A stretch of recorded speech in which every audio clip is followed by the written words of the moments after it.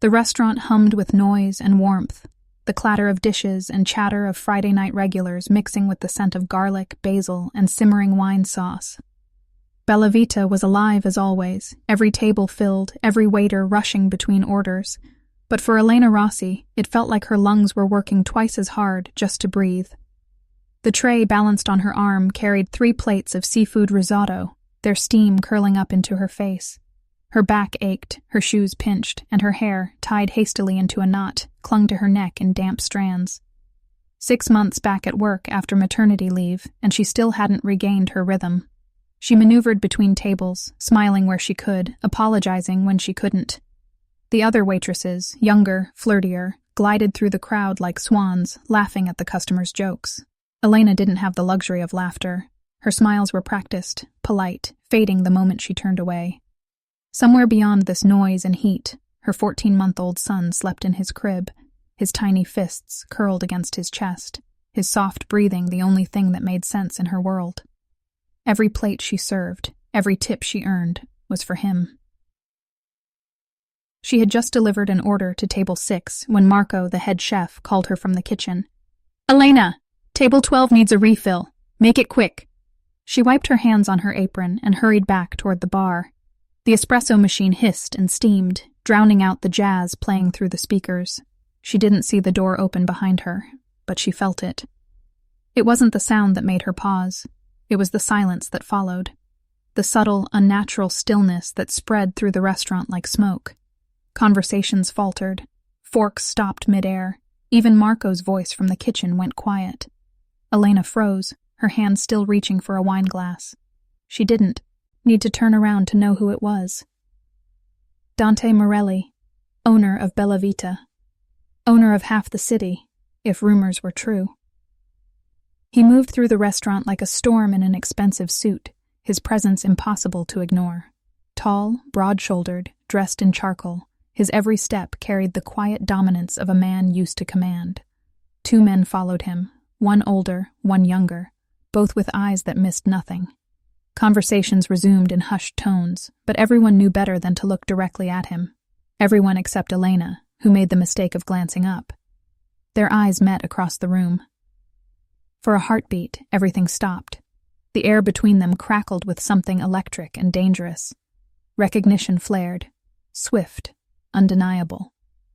Dante's expression didn't change, but his gaze lingered, sharp and curious, tracing the line of her face, her trembling hands, the faint scar on her wrist he'd once kissed in the dark. Elena's throat tightened. She turned away quickly, pretending to wipe down the counter. It couldn't be happening. Not him. Not tonight. He was never supposed to come here on Fridays. Everyone knew his schedule, and she'd built her life around it. The thought of him seeing her again, of those eyes connecting the dots she'd worked so hard to hide, made her pulse hammer in her ears. Marco appeared beside her, whispering low. "Table 1. Mr. Morelli wants you to serve him personally." The tray nearly slipped from her hands. "Me?" Marco's expression softened with something like pity. "Yes, you. Don't keep him waiting." She felt her body move before her mind caught up. Through the restaurant, past curious glances and whispered gossip, toward the private table in the far corner. Dante sat there alone, one hand resting on a glass of whiskey, his gaze fixed on her approach. The amber liquid caught the light, matching the color of his eyes. "Good evening." "Mr. Morelli," she managed, her voice steady only by will. "What can I bring you tonight?" He studied her in silence, the faintest curve of a smile touching his lips. "Surprise me." She nodded, retreating to the bar, her heart racing. Every second she felt his gaze follow her, like a touch she couldn't escape. When she returned with his drink, her hand shook just enough for the ice to clink against the glass. She set it down carefully, avoiding his eyes. But Dante didn't let her go. "Have we met before, Miss Rossi?" His voice was smooth, deep, and deceptively calm. She froze. The sound of his words carried more than curiosity. It carried memory. Her fingers tightened around the tray. She opened her mouth, but no answer came. He leaned back, watching her, the corner of his mouth lifting in the faintest smile. Her silence said everything, and in that instant, Elena knew. The secret she had buried so carefully for over a year had just begun to surface. Rain fell softly against the windows of Bella Vita the next evening, turning the glow of the streetlights into streaks of gold on the glass. Elena stood at the bar pretending to polish a wine glass, but her thoughts were miles away. Every sound in the restaurant seemed louder tonight, the hiss of the kitchen, the murmur of conversations, the clatter of silverware. All she could feel was the memory of his eyes on her that haunting moment when Dante Morelli had looked straight into her soul and asked if they had met before. She had not slept since. Every time she closed her eyes, she saw him again, the man she once thought she could forget, and the father of the child sleeping miles away under a worn blanket.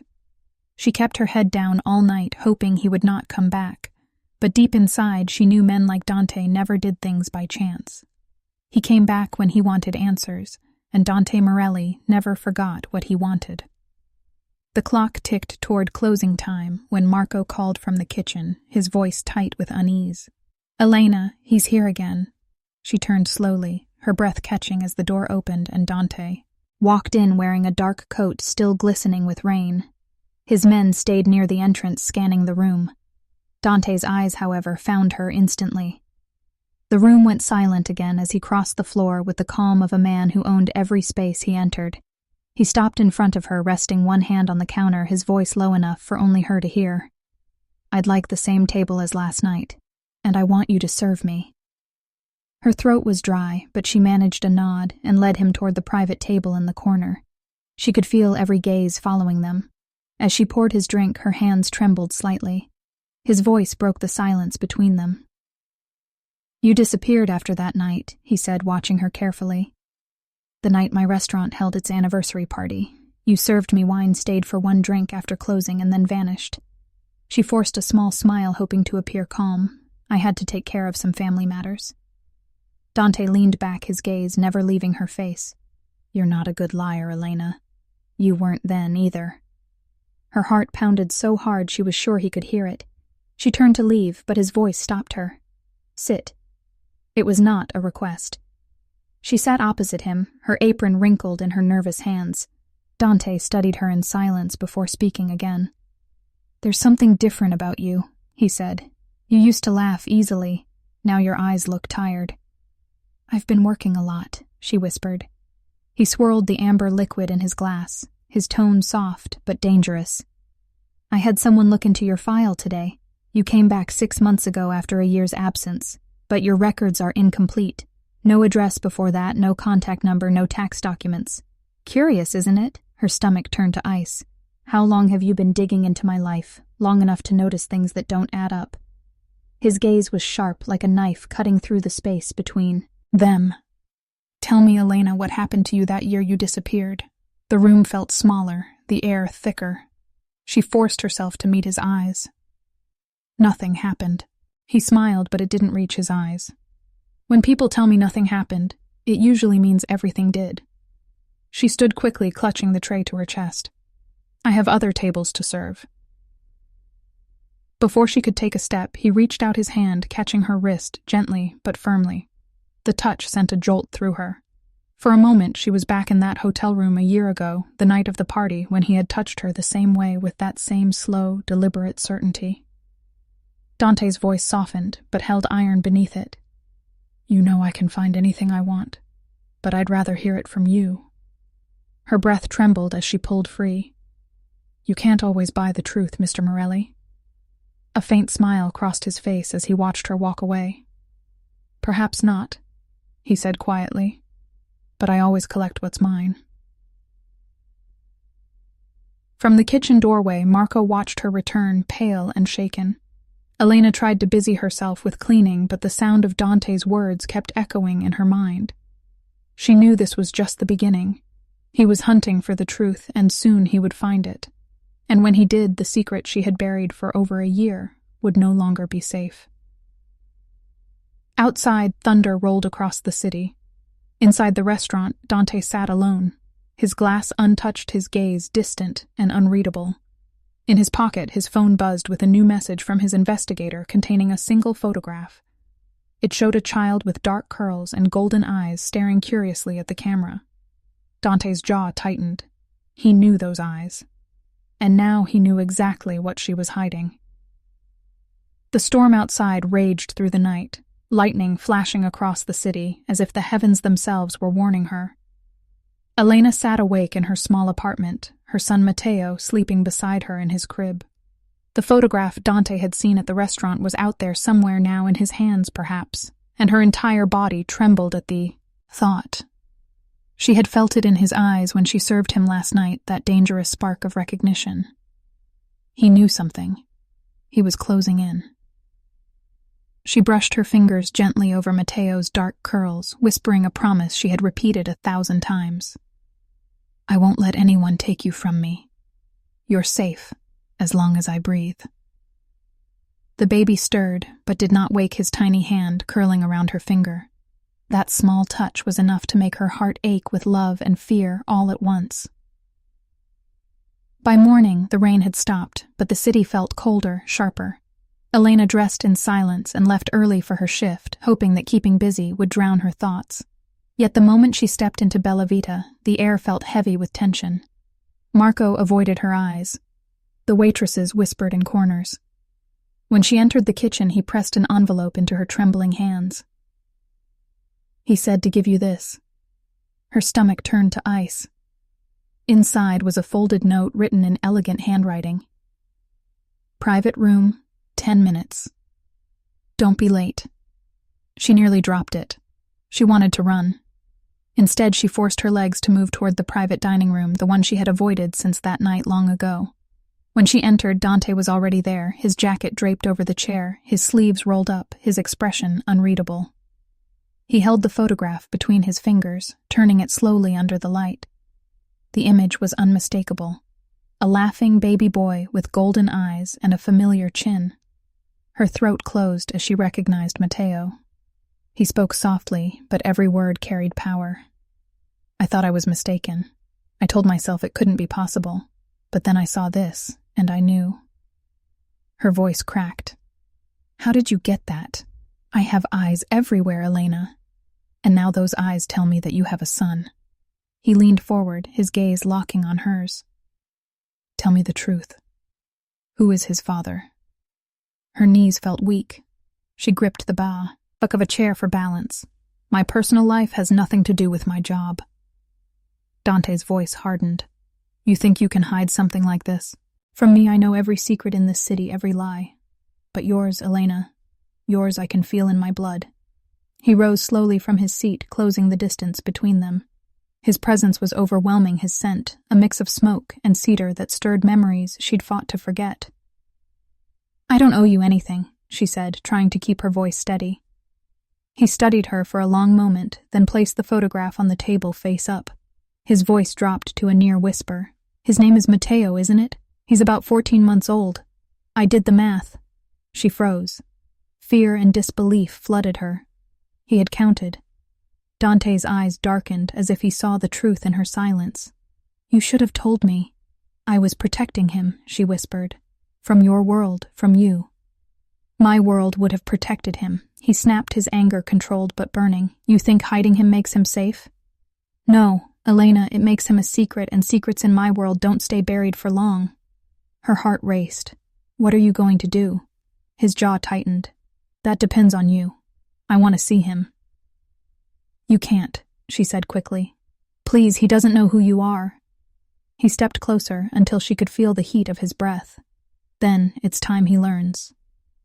For a long moment they stood in silence, her chest rising and falling fast, his expression unreadable. Finally he spoke again, his voice quieter but infinitely more dangerous. You think I'm a monster, maybe you're right. But that child carries my blood, and no one hides what's mine. Elena's eyes filled with tears. He's not yours to claim like one of your businesses or your restaurants. He's a child. He's innocent. Dante's gaze softened for the first time, a flicker of something human passing through it. That's exactly why I won't let him grow up thinking his father is a ghost. The sound of thunder rolled again outside, even though the rain had stopped. It was the sound of inevitability.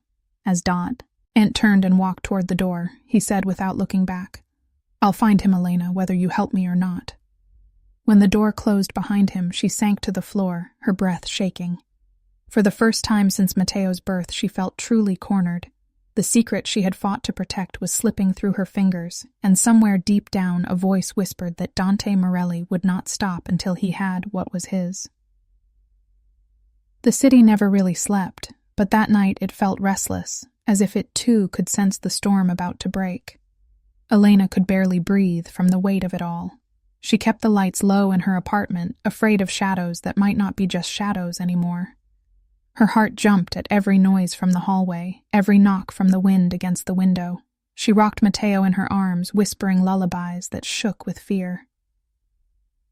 Across the city, in a dimly lit office, Dante Morelli sat behind his desk, a single lamp casting gold over a photo of the boy he could not stop staring at. He had seen many lies in his life, but the truth staring back at him was undeniable. The boy had his eyes the same dimple, the same expression he wore as a child in his mother's arms.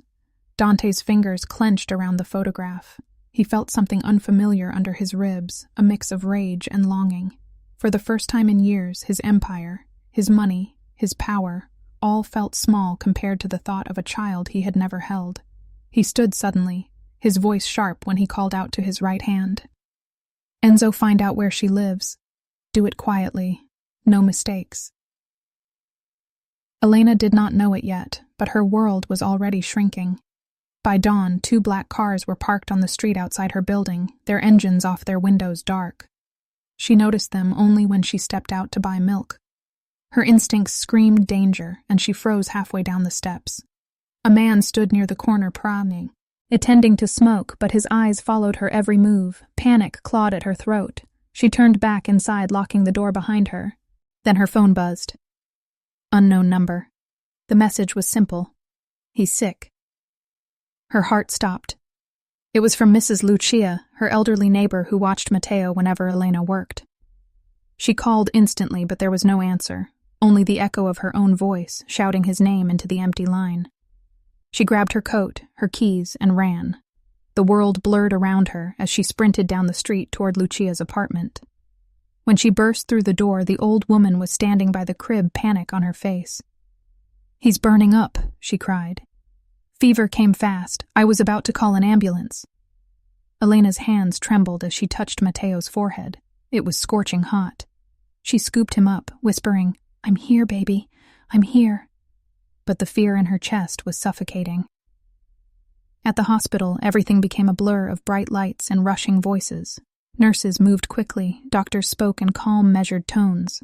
Elena held Matteo close while they attached monitors to his tiny wrist. His eyes fluttered half open, his small lips whispering "Mama," before slipping back into restless sleep. Tears streaked down her cheeks as she prayed silently for him to be safe.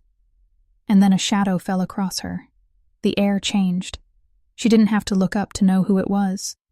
Dante stood in the doorway, flanked by his men, his coat still damp from the rain. Every head in the hallway turned, but one look from him sent them back to their duties.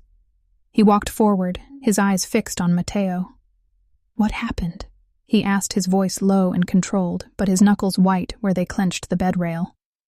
"Fever," she said quickly. "Dehydration. They're running tests." Dante looked at her, then really looked at her, his gaze softer than she'd ever seen it. "Why didn't you call me?" "Because you're the last person I wanted near him," she snapped before she could stop herself. He didn't respond.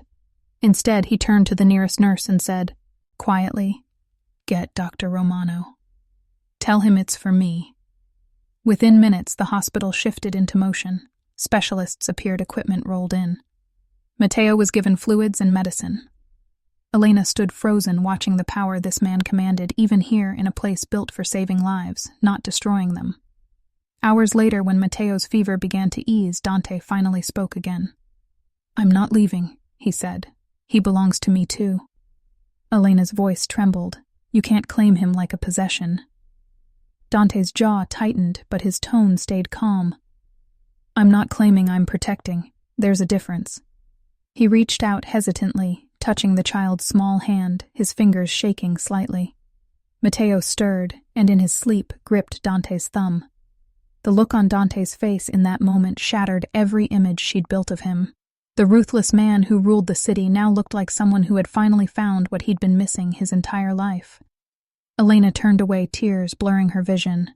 She wanted to hate him, wanted to scream, but the sight of him kneeling by their son's hospital bed made something inside her falter.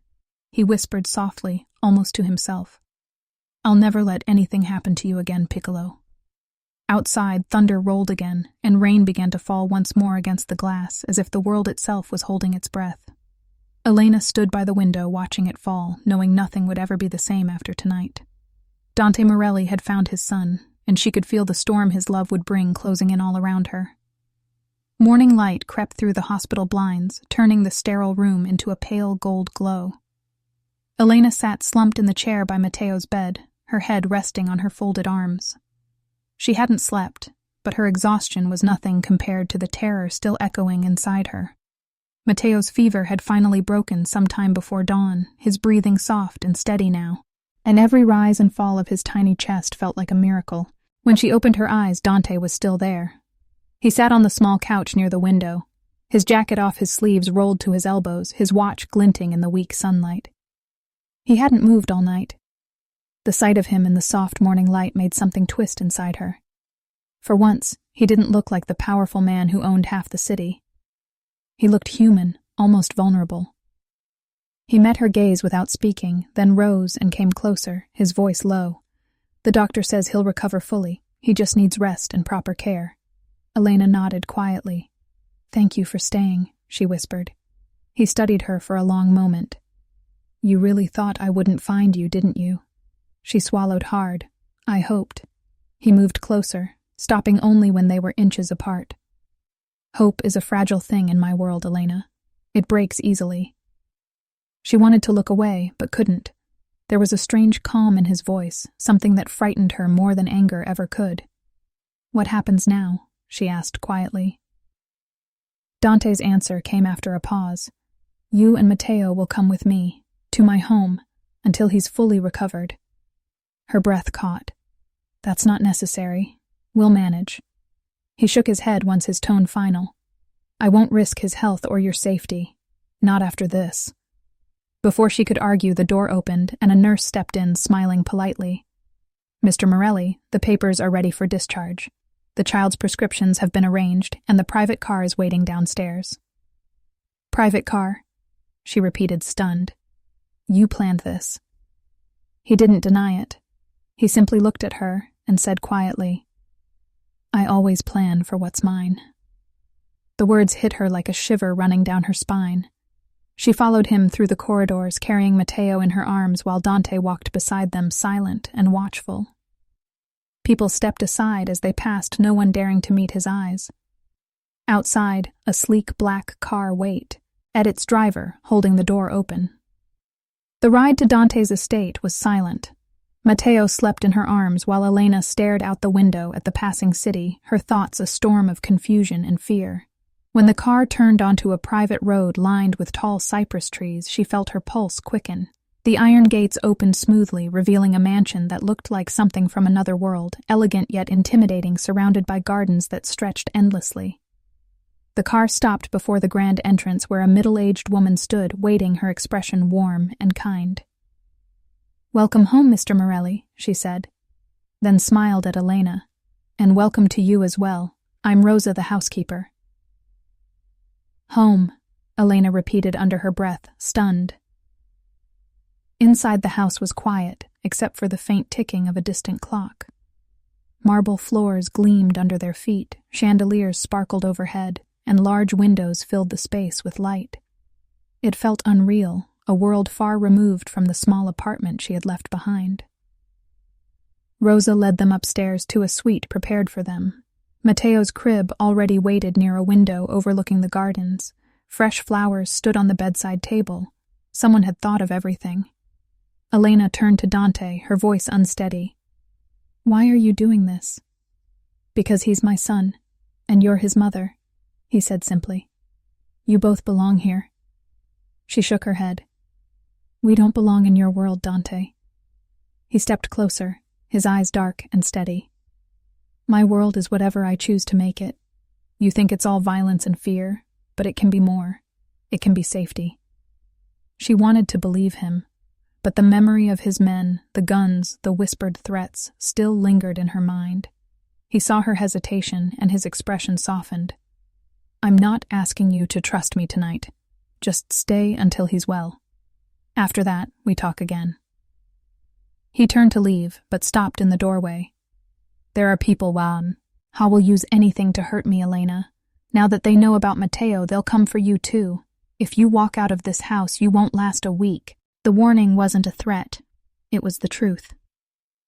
When he was gone, she sank into the chair by the crib, watching Mateo sleep. Outside, the sun dipped behind the trees, turning the sky into a deep crimson. She knew the man downstairs was dangerous, but she also knew that for the first time since Mateo's birth, she didn't feel completely alone. Still deep inside her heart whispered a warning. Every step she took deeper into Dante Morelli's world might bring her closer to safety or straight into the fire. She didn't know which. Only that there was no going back now. The first night in Dante's mansion felt endless, the silence too heavy, too deep, like the house itself was listening. Elena lay awake in the grand bed, unable to rest. The sheets smelled faintly of cedar and rain. Every sound, the soft creak of the floorboards, the distant footsteps of guards outside her door, made her flinch. Mateo slept soundly in his crib, his tiny chest rising and falling, peacefully unaware of the storm building in his mother's heart. When morning came, she dressed quietly and opened the curtains. Sunlight flooded the room, revealing a garden that stretched as far as the eye could see.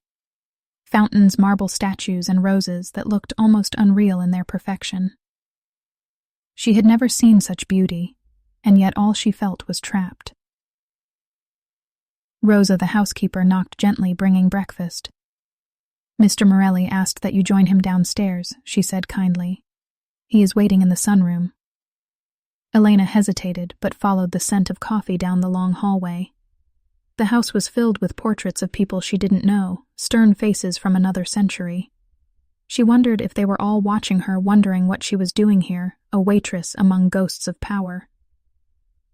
Dante stood near the tall windows, his shirt sleeves rolled up, his jacket draped over a chair. The light caught his features in a way that made him look almost unearthly. Mateo was in his arms, wide awake, giggling as Dante lifted him into the air. The sight made Elena stop in her tracks. She had never seen anyone handle her son like that, with such strength and gentleness at once. He looked up and smiled faintly. "Good morning, Elena. I hope you slept." "Barely," she murmured. He chuckled softly, his eyes never leaving hers. "He's an early riser, your son. Or should I say our son?" The word "our" made her heart skip. She wanted to argue, to tell him that he didn't have the right to claim it so easily, but the sound of Mateo's laughter silenced her. It was pure innocent, and somehow it filled the entire room with warmth.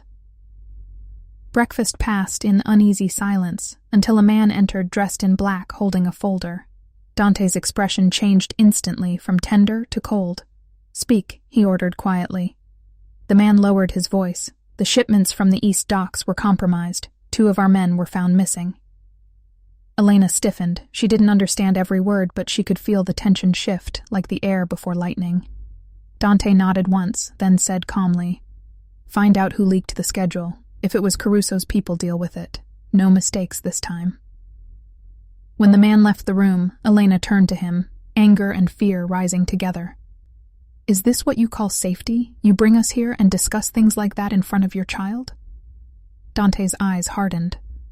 "My world doesn't stop existing because he's in it." "Your world is dangerous," she said, her voice shaking.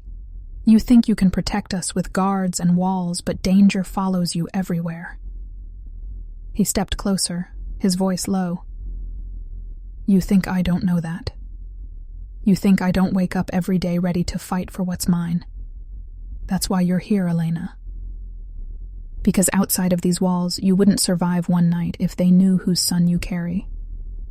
"Whose son I carry," she repeated, her anger flaring. He's not a possession, Dante. He's a child. For a moment, silence filled the space between them. Then Dante spoke more softly. You're right. He's not a possession. He's hope. Something I thought I'd have again. She didn't know what to say. For a moment she saw the man beneath the reputation, the man who carried pain in his eyes like a scar. But before she could answer, one of his guards entered hurriedly. Boss, someone's at the gate, says it's urgent. Dante's posture changed instantly, the calm before the storm replaced by sharp focus. He handed Matteo to Elena, his voice quiet but firm. Stay inside, no matter what you hear. What's happening? She asked. He didn't answer. He walked out with long, deliberate steps, leaving a trail of tension in his wake.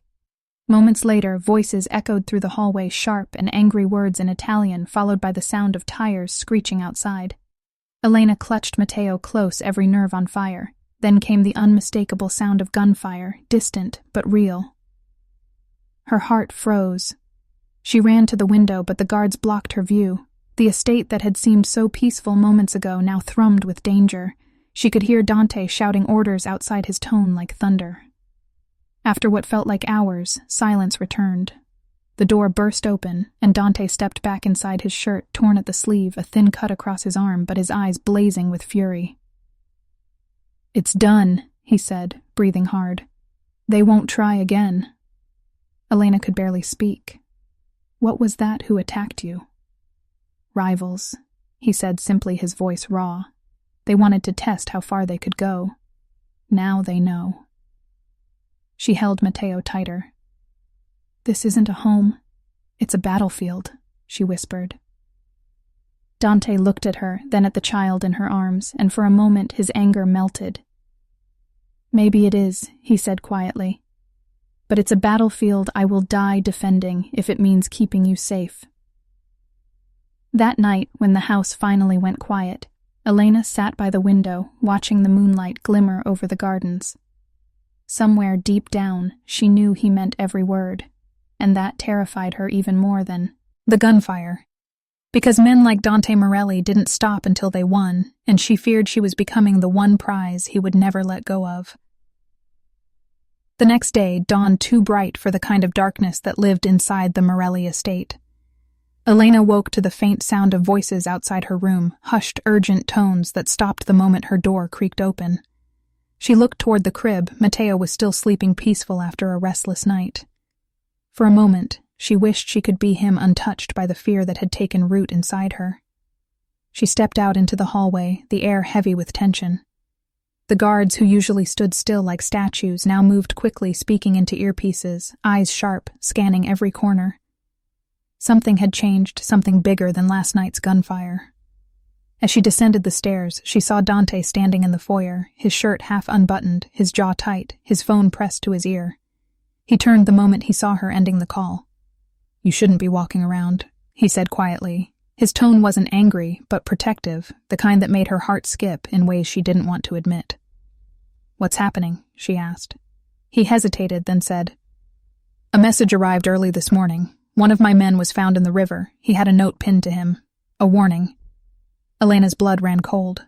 From who? He looked at her for a long moment before replying. From someone who knows about Matteo. The room spun around her. She clutched the banister to steady herself. No one is supposed to know. Someone does.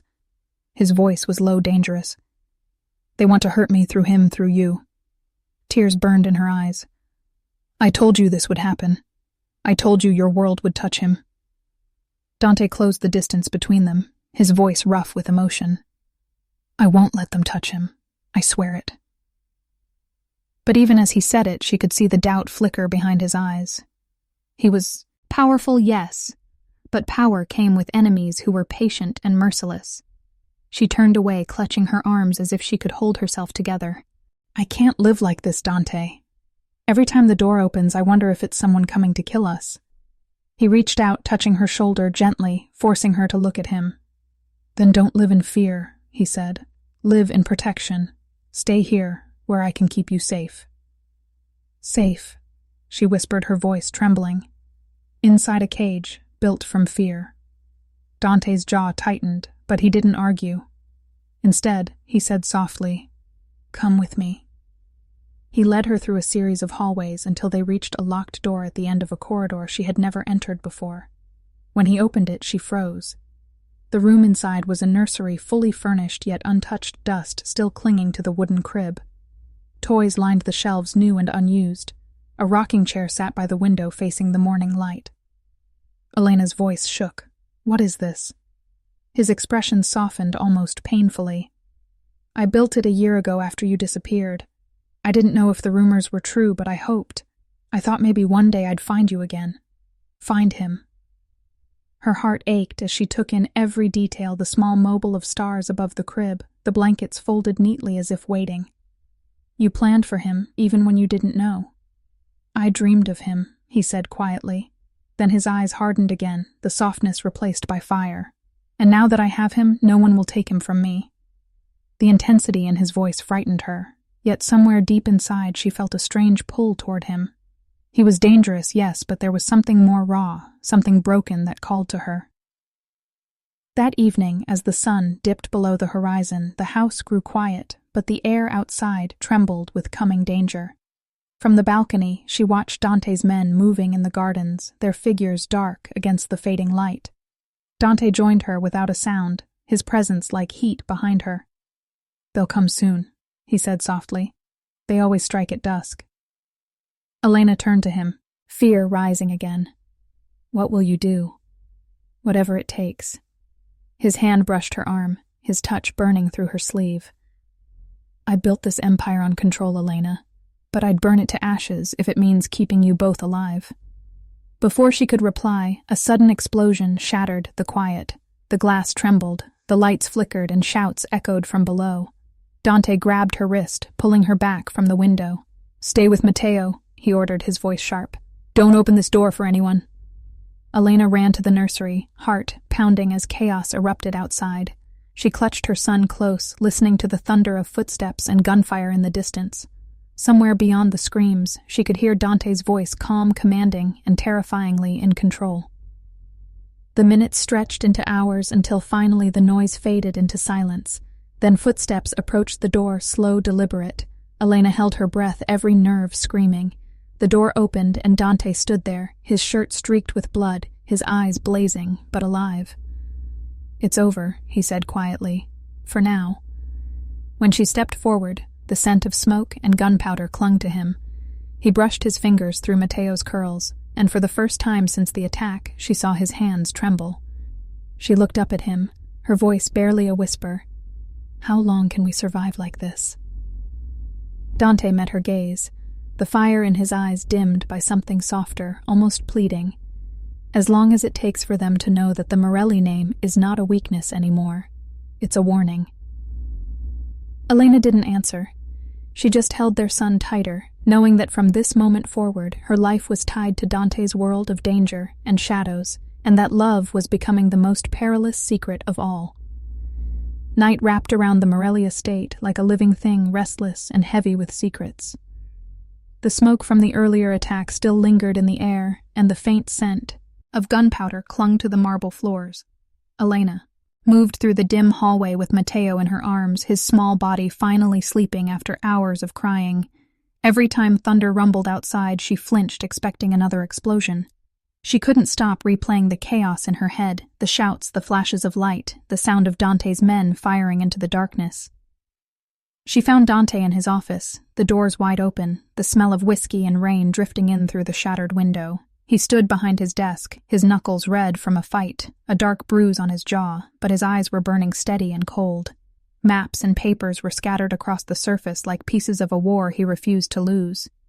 When he looked up and saw her, something in his gaze softened for a heartbeat before hardening again. "You shouldn't be walking around," he said, his voice low. "It's not safe yet." "Nowhere is safe," she answered quietly. "Not with you at war." He exhaled slowly, stepping closer, his expression torn between anger and concern. "I'm not at war, Elena. I'm defending what's mine." "You mean your son?" She said, her tone sharp. "Or your pride?" His jaw clenched, but his voice stayed calm. "Both. I won't let anyone threaten him, or you." Her heart twisted. You can't fight the whole world, Dante. Every bullet you fire just paints a bigger target on us. He turned away, his hands gripping the edge of the desk. You think I don't know that, he said softly. Every man I've ever trusted has betrayed me. Every friend has turned into an enemy. But I'm not losing you too. The way he said it made her chest ache. She wanted to tell him she wasn't his to lose, but her voice betrayed her when he turned and she saw the exhaustion behind his strength. The powerful man everyone feared looked human now, cracked open by something deeper than violence. Then a voice came from the doorway. Boss, we caught someone near the east wall. Said he's got a message for you. Dante's B. Odie went still. Bring him in.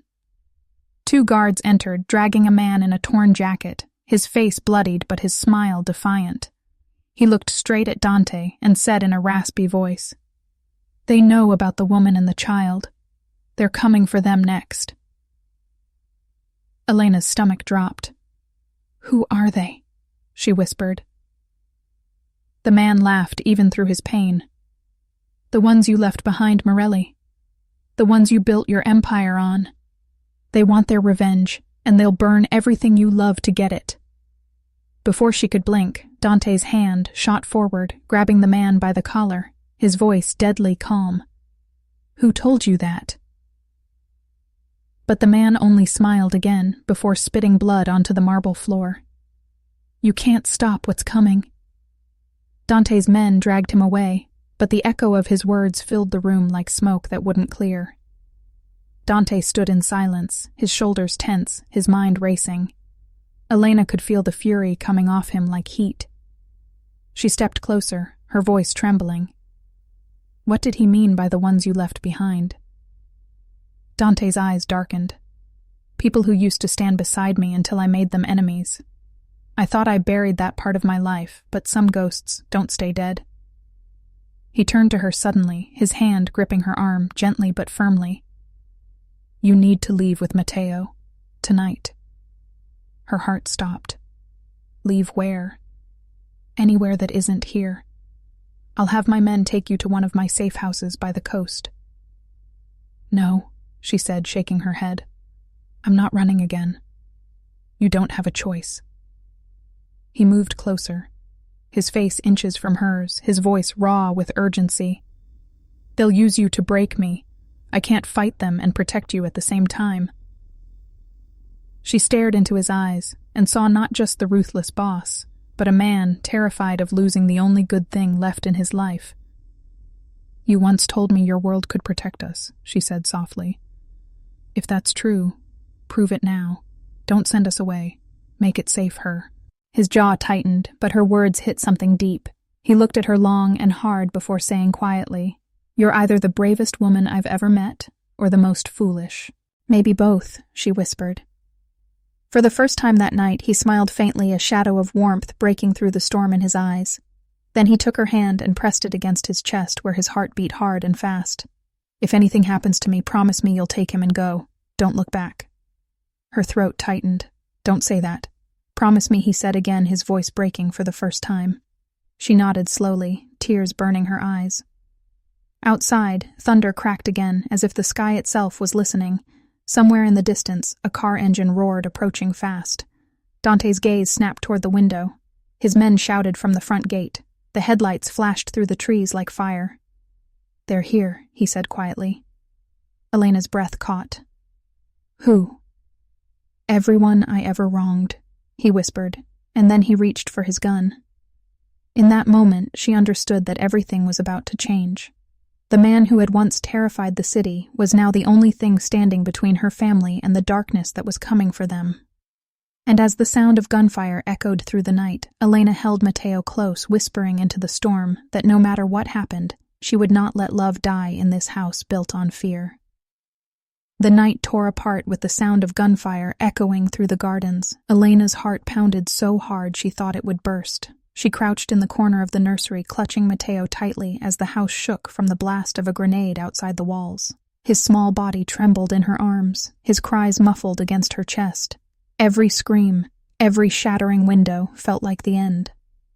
Downstairs, Dante was a storm in motion, barking orders in Italian, his men fanning out through the corridors. Shadows moved like ghosts under flashing lights. The air smelled of smoke and rain mixed with fear. He moved with deadly precision, his gun steady, his mind focused on one thing: protect them. When one of his guards stumbled inside bleeding, Dante caught him before he hit the floor. "Who sent them?" he demanded. The man gasped his answer. "The DeLuca family. They want your throne. They want your blood. And the child." Dante's eyes turned to fire. "Over my dead body." He stormed toward the grand staircase, his black shirt streaked with dust and blood. Each step echoed like thunder. From the top landing, he saw the attackers pouring through the main gate, their faces covered, their weapons drawn. He raised his gun and fired the first shot. The bullet found its target, then another. The men fell, but more came. Upstairs, Elena could hear everything: the pounding boots, the ricochet of bullets, the furious roar of Dante's voice below. She pressed her lips against Matteo's forehead, whispering soft prayers through tears. The baby's tiny hands clung to her blouse as if he understood the danger surrounding them. She knew staying hidden wouldn't be enough for long. The door burst open suddenly, and she screamed, but it was only Enzo Dante's right hand covered in sweat and smoke. "We have to move now," he said sharply. "The west wing is burning. This way." She followed him down the narrow back corridor, clutching Matteo, her feet slipping on marble slick with dust. When they reached the servants' staircase, Enzo turned to her, his face grim. "Stay close to the walls. Keep your head down." Another explosion rocked the mansion, throwing them off balance. She fell against the wall, Matteo crying louder. Enzo helped her up, his voice shaking. "Go, Elena. Go now." Then from below she heard Dante shouting her name. Elena. She looked over the railing and saw him fighting his way up the stairs, shooting with brutal precision. Behind him, flames licked the ceiling, black smoke curling through the hall. He reached her in seconds, pulling her and Matteo into his arms. His face wibakem, as streaked with sweat, his eyes wild with desperation. "Are you hurt?" "No," she gasped. "But we can't stay here." He nodded, gripping her hand tight. "The cars are ready. We go through the tunnel." They ran through the smoke-filled corridors as the sound of battle raged behind them. The once perfect mansion now looked like a ruin, windows, shattered paintings burning on the walls. Dante's men fell one by one, holding the line so their boss could escape. Every loss tore through him, but he didn't slow. At the far end of the hallway, they reached a hidden door behind a large mirror. Dante slammed his fist against a switch, and the mirror swung open, revealing a dark passage. Inside, the air was damp, cold, and narrow. He guided her through the tunnel, his flashlight slicing through the blackness. Matteo whimpered softly, the echo of his voice bouncing off the stone. Dante whispered words in Italian, meant to soothe him, his voice trembling with a tenderness that didn't belong to a man born of violence. When they finally reached the exit, a hidden gate opened to the forest behind the estate. A black car waited, its engine running, headlights off. Enzo opened the door, shouting, "Hurry!" Dante placed Elena and Matteo inside, then turned to face the burning mansion behind them. His jaw tightened as he watched the flames consume everything he had built. Enzo touched his shoulder. "We have to go, boss." Dante didn't look away. "Let it burn," he said quietly. "Let it all burn." As the car sped into the night, Elena sat in silence, Matteo sleeping against her chest, exhausted from fear. She turned to Dante, his face half lit by the glow of the burning house behind them. He looked broken and fierce all at once. "You lost everything," she whispered. He shook his head slowly. "Not everything." He looked at her, and the baby then said softly, "I still have what matters." But even as he said it, headlights appeared in the distance, fast and closing in. Enzo cursed under his breath. "They found us." The chase that followed tore through the dark countryside, the tires screeching on wet roads, bullets shattering the quiet night. Dante grabbed the gun from the glove box, leaning out of the window, firing into the black. Enzo swerved, avoiding the shots, the car spinning dangerously close to the cliffside. "Hold on," he shouted. The car broke through the guardrail, plunging into the fog below. For one suspended heartbeat, the world fell silent. Then everything went black. When Elena opened her eyes, the world was fire and metal twisted around her. Rain fell through the broken windshield. Matteo cried weak, but alive. She turned her head and saw Dante, unconscious, blood trickling down his temple, his hand still clutching the gun, even in unconsciousness. Elena crawled toward him, tears blurring her vision. "Don't you dare die," she whispered, her voice cracking. "Don't you leave us now." Far above them on the road, men with flashlights searched the wreckage, unaware that below the cliff in the shadows, the Morelli family was still breathing, and fate had just rewritten their story in blood and fire.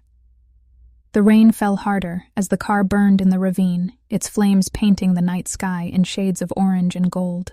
Elena dragged herself across the wet ground, her hands shaking, her body bruised and cold. Matteo whimpered in her arms, the sound weak but alive. She pressed her lips to his forehead, whispering, "It's okay, baby. It's okay, Mama's here," even though she wasn't sure it was true. Dante lay a few feet away, motionless, his dark coat soaked in rain and blood. For one horrifying moment, she thought he was gone. Then she saw his hand twitch. Relief crashed through her like air to drowning lungs. She crawled toward him, her fingers brushing his face. His eyes fluttered open, slow, unfocused. "Elena," he rasped. "You're alive." She choked out, tears streaming down her face. He tried to sit up, but winced, his ribs broken. "The car, they'll be back," he said, his voice rough. "We have to move." "Move," she repeated, staring at the twisted wreckage. "Move where there's nowhere left to run." Dante's gaze hardened even through the pain. "Then we stop running." He pushed himself to his feet, swaying slightly. From the hill above came the faint hum of engines. Flashlights sliced through the darkness. The DeLuca men were searching. He grabbed Elena's hand, pulling her into the thick forest behind them. The rain swallowed their footprints, but the sound of pursuit grew closer. Branches tore at her arms as they stumbled through the mud. Matteo's cries echoed softly against her chest. Dante's breathing was ragged, each step heavier than the last. He stopped, finally leaning against a tree. "Go ahead without me," he said. "No," she whispered fiercely. "I'm not leaving you." His eyes found hers, steady and fierce despite everything. "You and Matteo are the only thing I have left. You have to survive." She shook her head, gripping his arm. "Not without you." The flashlights were closer now, voices shouting orders in the distance. Dante clenched his jaw and pulled a small gun from inside his jacket, pressing it into her palm. "If they find us, you run. You never look back. Promise me." Her hand trembled around the weapon. "I don't want this." He touched her face gently. "I never wanted this life for you." Then he kissed her forehead. "Whatever happens tonight, remember I loved you long before I knew you carried my son." The voices were almost upon them. Dante turned, stepping out from the trees, his body straight, his gun steady. The rain poured down, washing blood from his temple, but his eyes burned bright. He fired the first shot, and chaos erupted. Men shouted, bullets slicing through the night. Elena crouched low, clutching Matteo close, listening to the thunder of war around her. She saw Dante moving between trees, swift and relentless. Every shot he fired was a warning to the world that he would not be broken. But there were too many of them. One bullet struck his shoulder, another grazed his leg. He stumbled but kept firing until the last of the attackers fell silent. When it was over, he dropped to his knees, breathing hard. The forest was quiet again, only the rain and his ragged breath filling the air. Elena ran to him, her heart pounding. "Dante, look at me. You're bleeding. We need help." He smiled weakly, his hand reaching for Matteo. "Let me hold him one more time." She placed the baby carefully in his arms. Matteo reached up, touching his father's face with small, curious fingers. Dante's eyes softened, tears mixing with rain. "He's strong," he whispered. "Just like his mother." Elena pressed her forehead against his. "Don't leave us, not after everything." His fingers brushed her cheek. "There's a phone in my pocket. Call Enzo, tell him the code name Verona. He'll know what to do." She fumbled for the phone, but Dante caught her wrist, stopping her. "If I don't make it, promise me you'll raise him away from all this. Give him a life that isn't built on fear. Promise me. Elena. She shook her head, sobbing. Don't talk like that, you're going to live. Dante's breathing slowed, his eyes heavy, but still on her. I built an empire of fire, he murmured, but you gave me something pure. Don't let the world take that from you. He closed his eyes for a moment, and the silence that followed was unbearable. Elena screamed his name, shaking him, but his chest still rose faintly with breath. He was alive, barely, but alive. Headlights appeared through the trees, and Enzo's voice shouted over the rain. Boss, we found you! Men rushed to lift Dante into the car while Elena climbed in beside him, holding his hand the entire time. The drive was a blur of sirens and wet roads until they reached a secluded villa far from the city lights. Doctors were waiting, already summoned by Enzo. Hours later, as dawn broke over the horizon, Dante lay in a hospital bed, pale but breathing steady. Elena sat beside him, Matteo asleep in her arms. When his eyes opened at last, they were softer than she'd ever seen them. You kept your promise, he said weakly. I'll keep it for the rest of my life, she whispered. He smiled faintly. The Morelli name dies with me, he said, but Matteo's name will be his own. Weeks later, the papers reported the fall of Dante Morelli's empire, the man who vanished.